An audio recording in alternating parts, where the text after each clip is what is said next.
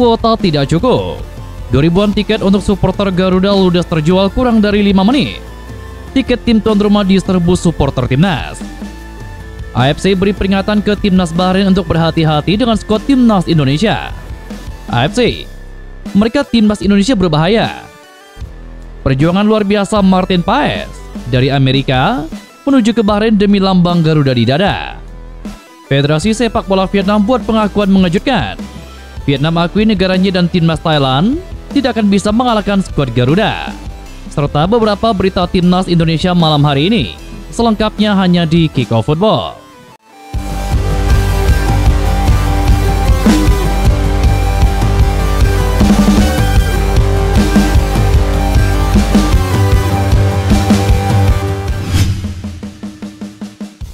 Konfederasi Sepak Bola Asia memberikan reaksi soal timnas Indonesia yang akan menantang timnas Bahrain dengan menyebut pasukan Sintayong itu berbahaya.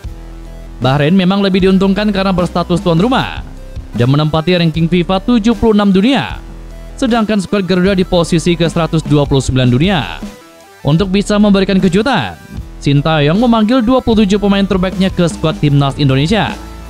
AFC secara belak-belakan menyebut bahwa timnas Indonesia asuhan Sintayong saat ini menjadi tim yang berbahaya, sehingga Bahrain diwanti-wanti oleh AFC untuk mewaspadai kekuatan pasukan Sintayong itu yang diperkuat para pemain berkualitas. Lebih lanjut, AFC memprediksi bahwa timnas Indonesia akan terus berupaya mencuri poin sebanyak mungkin setelah sebelumnya berhasil menyegel 2 poin. Bahrain dengan 3 poin akan menyambut Indonesia yang berbahaya, mengincar lebih banyak lagi poin setelah menahan imbang Arab Saudi dan Australia dalam pertandingan pembuka mereka, tulis AFC dalam artikelnya. Perjuangan kiper timnas Indonesia Martin Paes untuk datang ke Bahrain demi lambang Garuda di dada. Usai laga Portland Timbers kontra FC Dallas di lanjutan MLS 2024 yang berlangsung pada Senin pagi tadi, Martin Paes langsung terbang ke Bahrain. Mengutip dari informasi yang dibagikan di akun Instagramnya, kiper 26 tahun ini harus 3 kali transit untuk tiba di negara Asia Barat tersebut. Pertama, Martin Paes menjalani penerbangan dari Portland ke Dallas. Dari Dallas, Martin Paes harus menjalani transit lebih dulu di Dubai. Barulah dari Dubai pesawat yang membawa Martin Paes tiba di Bahrain. Selain menjalani penerbangan yang melelahkan, Martin Paes juga harus berjuang pulih dari cedera pergelangan tangan yang dialaminya. Meski sudah menjalani latihan pada Sabtu kemarin, Martin Paes tetap tidak dimainkan saat FC Dallas tandang ke markas Portland Timbers. Disinyalir, pelatih FC Dallas Peter Lukin tidak mau mengambil resiko dengan memainkan Martin Paes. Di stories Instagramnya yang eksklusif, Martin Paes membagikan foto tangannya sedang ditusuk sejenis jarum akupuntur. Harapannya Martin Paes segera bugar dan siap tempur saat timnas Indonesia melawat ke markas Bahrain. Kehadiran Martin Paes dibutuhkan timnas Indonesia yang memburu poin penuh kontra Bahrain. Timnas Indonesia akan menjalani laga krusial. Skuad Garuda akan bertandang ke markas timnas Bahrain dan melanjutkan kualifikasi Piala Dunia pada Kamis esok. Jarak dari Indonesia menuju Bahrain mencapai lebih dari 7.000 km. Namun timnas Indonesia dipastikan tidak akan berjuang sendirian. Manajer timnas Indonesia Sumarji menyebut pihaknya sudah mengajukan permintaan kepada pihak Bahrain untuk dapat mengakomodasi supporter skuad Garuda. Menurut Sumarji, paling tidak ada lebih dari 2.000-an supporter timnas Indonesia yang siap memadati Stadion Nasional Bahrain dalam laga nanti.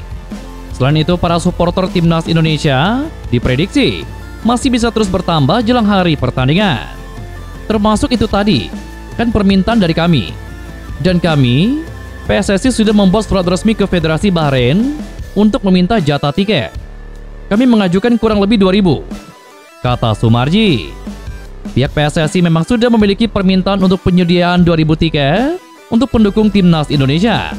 Namun sampai saat ini pihaknya masih menunggu jawaban dari pihak Bahrain. Timur Tengah memang menjadi tempat yang dihuni banyak warga Indonesia. Mereka biasanya bekerja atau belajar di kawasan tersebut. Stadion Nasional Bahrain yang akan menjadi arena laga Timnas Bahrain melawan Timnas Indonesia memiliki kapasitas sekitar 35.000 kursi.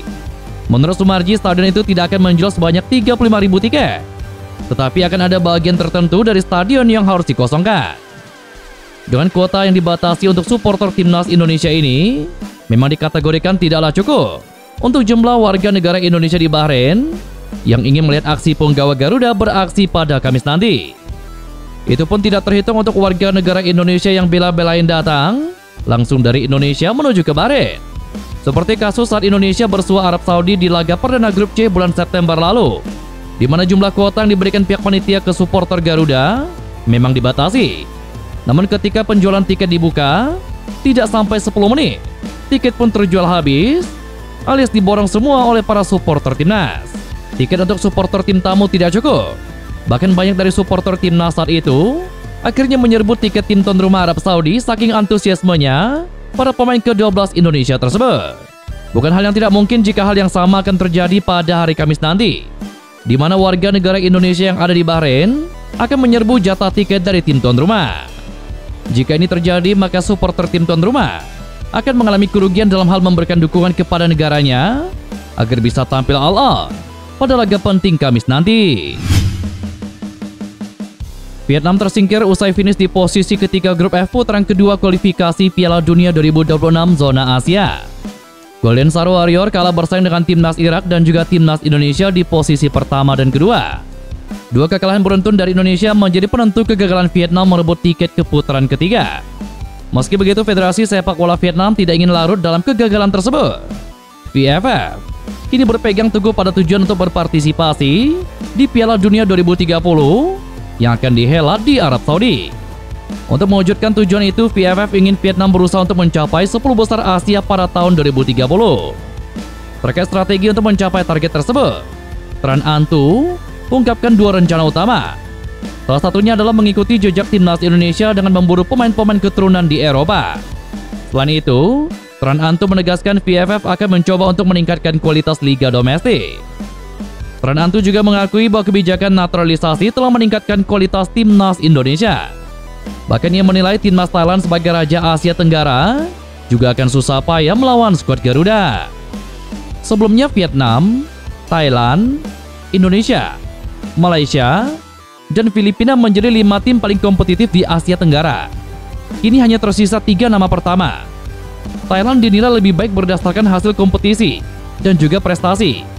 Adapun Indonesia dengan kebijakan naturalisasi telah memobilisasi sumber daya yang sangat kuat dari pemain yang bermain di Eropa. Susunan pemain awal setiap pertandingan saat ini hanya memiliki 1 atau 2 pemain murni Indonesia. Selebihnya merupakan keturunan Belanda.